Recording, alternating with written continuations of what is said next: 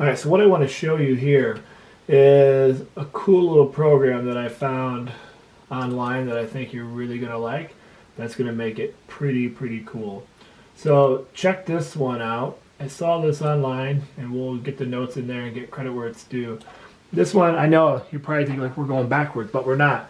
So what we've got is our regular things, our imports. Okay. One thing that we can start to do, so you don't have to type this MC player get tile position over and over, is we can make this a variable. So I just made p equal to MC.player.get tile position in the brackets.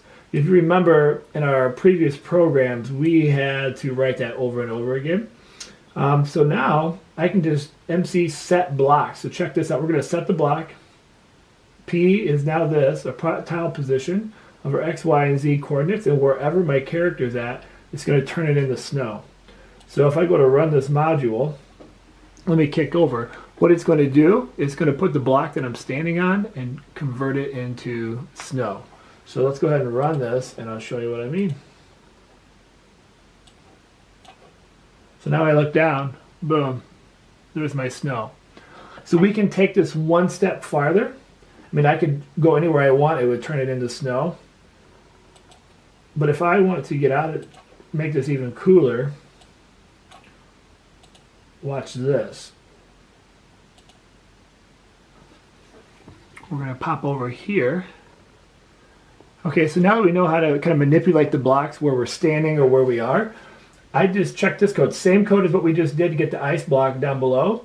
But now we're going to add another loop block right here. So while true, while P equals my player tile position, which we know is always going to be the case because that's obviously where I'm always at, it's going to turn the block into snow. So this loop's going to run forever. And watch what happens when I do this. And I just think this is so neat. And this is part of the stuff you can start to think about in your Minecraft world for game design. And we're going to talk about some different things that you can do. So let me scan out here a little bit so you can actually see the whole thing. Okay, so now watch this when I go to move my character. Okay, as I walk, it's going to create a trail of snow. So everywhere I go, it's converting those blocks into snow. How cool is that? This loop will just run forever no matter where I go. Snow, snow, snow. So this is just another way in which we could really start to do some cool things.